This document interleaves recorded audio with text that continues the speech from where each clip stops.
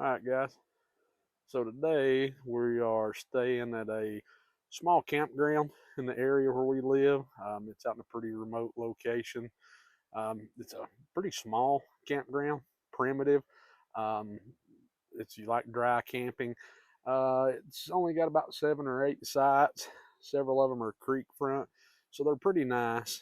Um, if you've got a camper that's much larger than about 35 feet, you're probably not going to be able to get it to fit into these sites or make the turn coming in.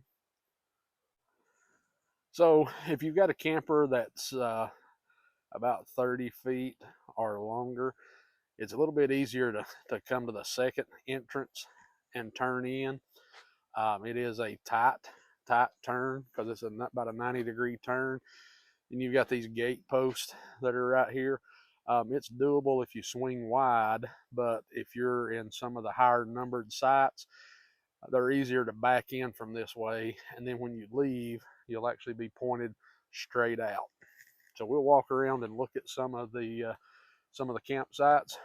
So we are actually the only ones here, and there's most of the other sites are reserved, but there's nobody here. So we're on site 7. So when you make the turn to come in, this is going to be the first site. And we'll walk down and take a look at the creek.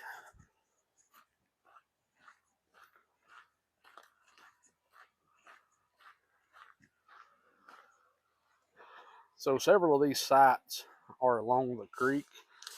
Got a nice little trail that goes down into the creek. If you like fishing, a lot of people will camp here and fish, and there's actually trails that are worn down the creek bank from people fishing. Come into some of the other sites. Here's the site next to us. This is site 6. This site would be good if you are 30 feet or under. It would be a little bit short for a camper the length of mine. It has a nice creek front though. Very nice creek front. Trail goes on down to some of the other campsites. We'll walk on through and look at those. They got a couple campsites that are off the creek toward the roadside. Here's where you can drop the trash. These are bear-proof trash cans because there's several bear in this area. Some of these smaller sites would be good sites for tent camping or a pop-up, something along those lines. This is a very nice site. This is site 2.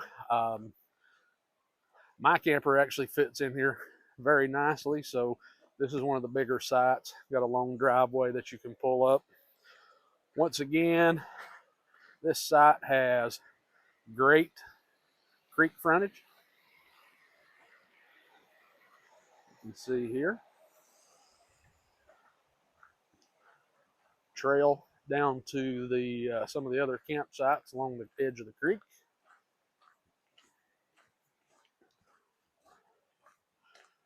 Restrooms.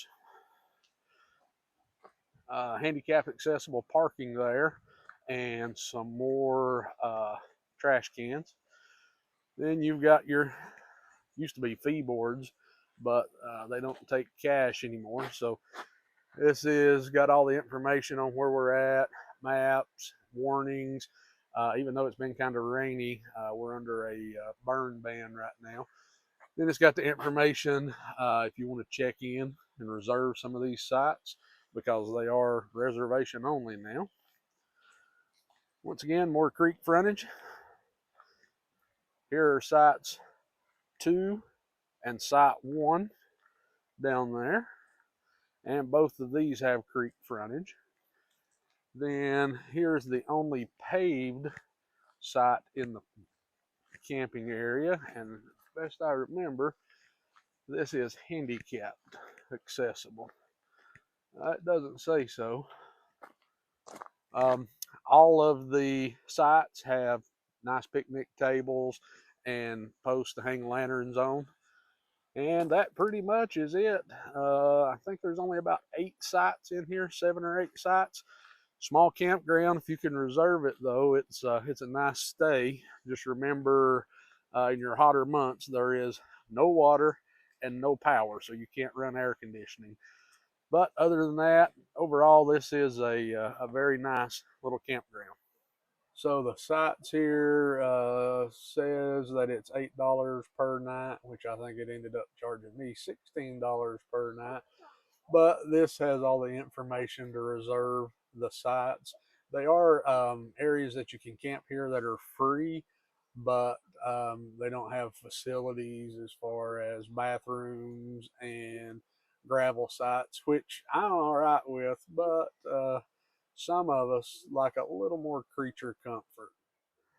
So here are the bathhouse, or actually just the restrooms. There's no water in this campground, so it just has small restroom. We'll show you the inside of it. Fairly new, very nice, good shape. Inside, looks like what's probably a composting type toilet. And I don't think they even have power, no lights. So if you're going at night, you better bring a light with you. So if you do need to refill your water containers, there is a natural spring about 2 miles up the road. It's on the left-hand side. It's easily accessible. Once again, you may want to boil the water if you're going to use it to drink. So we'll take a look at some of the individual sites. This is site 5. It is creek front. All of them have poles to hang lanterns on. They have decent picnic tables, and they have very nice fire rings with cooking grates on them, which right now you can see the red flag in there. There's a burn ban for the next 30 days because it's been really dry and there's been wildfires in the area. But it's a really nice creek. You can see here, if you want to let kids play in the creek, this is a very good place for them. So overall, if you're dry camping, this is a great little campground. Pretty small, but this time of the year, early in the spring, late in the fall, it's not too packed. During the summer, around the holidays, it gets reserved out pretty fast. This is on a dirt road that's about 5 miles from pavement. It's also just up the road from a national fish hatchery that raises rainbow trout and stocks all of these streams in this area with them. And it's actually open to the public during the day, during the week, and you can actually walk through and see how they raise trout. But very good little campground.